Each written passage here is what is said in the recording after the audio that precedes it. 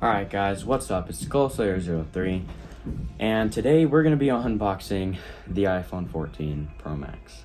And it's taken me a long time to set this up and do this, and that's partially why I haven't been posting.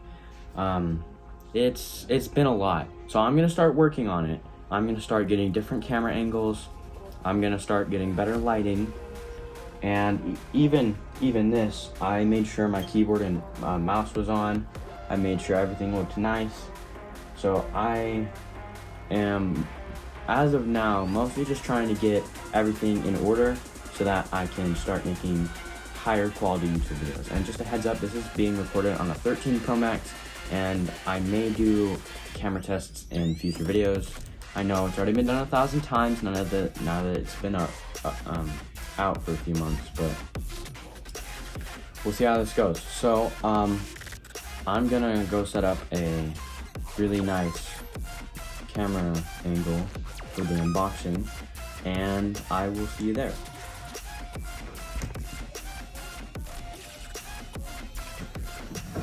Okay, so the initial camera angle that I thought would work is not gonna end up working, so I'm just gonna improvise a bit. I am going to move this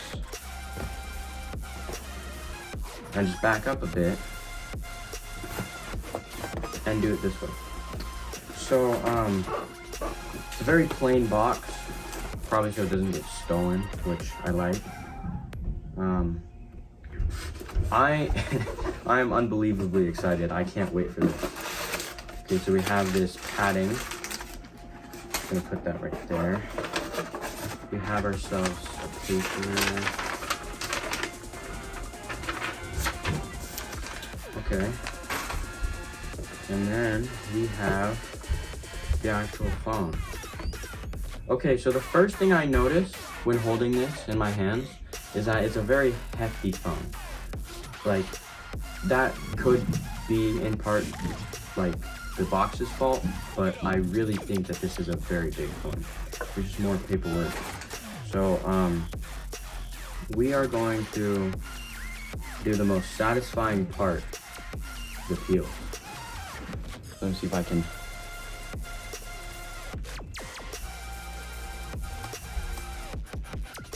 Oh my gosh. People were not kidding when they said that iPhone unboxings are amazing.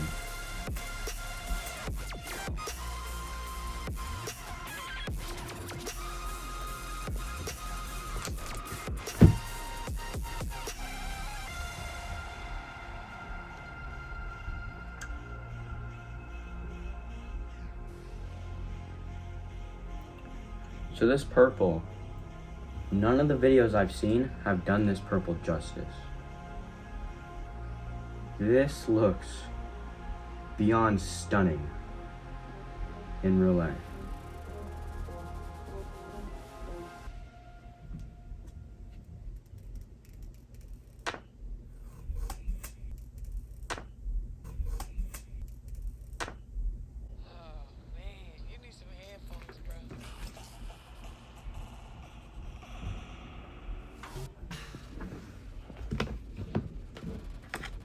You have your standard paperwork, and you have your cord, USB-C to Lightning. And there's not anything else in the box. But yeah, so like if I just grab my old phone right here, and I just compare these two, first of all, you can tell the massive camera differences, the phone size differences. This is a Pro Max, this is just the 6.1 inch screen.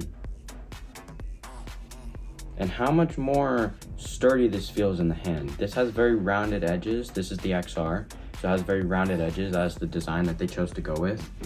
And so it's very easy to drop, very kind of, but I like using it without the case still because of 1, the color, 2, the feel, and 3, to keep it cool for battery health reasons.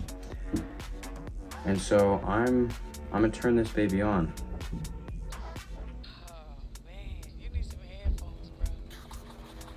Okay, so the buttons, they feel similar, but like not quite the same. I feel like there's a different kind of,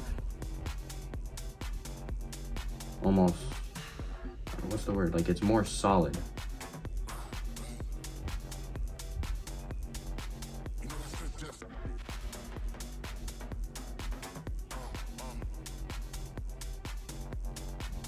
and that is the dynamic island. I'll be back because I have to, since this is eSIM instead of regular SIM like this is, as you can see, there is no SIM slot.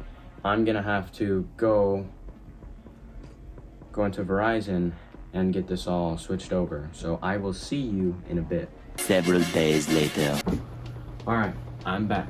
And I know the lighting isn't exactly the best. This is actually being recorded on my old phone because I wanted to do a little bit of a comparison. So I have 14 Pro Max set up in all its glory with its background and its always on display turned on.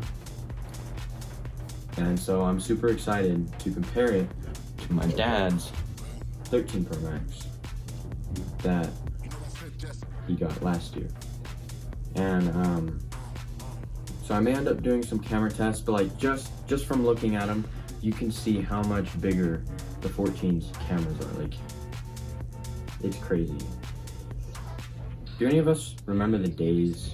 Like, I personally don't. I didn't have a phone that early on, but like, I've heard a lot of people talk about how they used to be able to use their old phone case for their new phone and that they loved it. But yeah, and like the colors, I just, like, both of them feel really nice.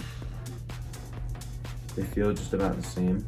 And then the glossy edges are, you know, very, very glossy, and they get fingerprints and dust really, really well.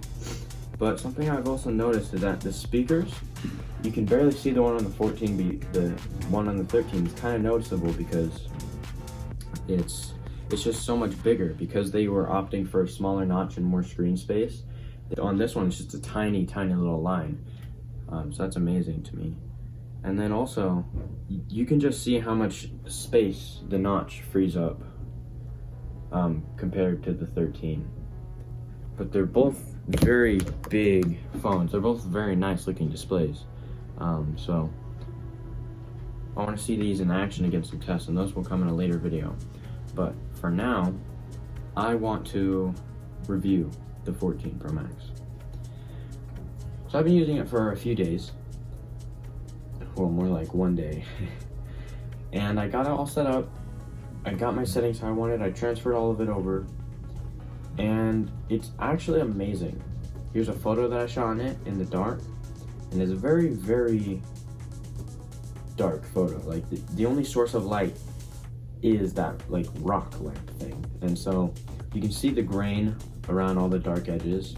But that makes sense. And I haven't even tried it. I haven't tried any Pro Raw photos or footage yet. So I have yet to try that. So I'm super excited to see how that goes.